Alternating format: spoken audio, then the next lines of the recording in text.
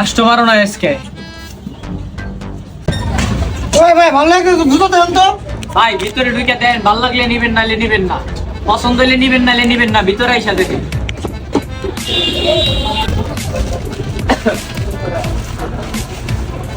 ভাই এই জুতো দেবো, এটা কি ভালো হবে? ভাই কি কোন ভালো হইব না মানে? এটা চাইনার রাজধানী গুলিস্তান থেকে আনা মাল, আপনি কোন ভালো হইব না? ভালো হইলে হইব, না হইলে না হইব, না হইলে ফেরত দিয়ে যাবেন, ভালো না হইলে টাকা রাখবেন। ভাই এই জুতো কয় টাকা রাখবেন? আরে ভাই দামে কোনো বাঁচবো না, দাম হইলে নিবেন, না হইলে নিবেন না, আর ভালো না হইলে নিবেন, না হইলে নিবেন না, ফেরত দিয়ে যাবেন।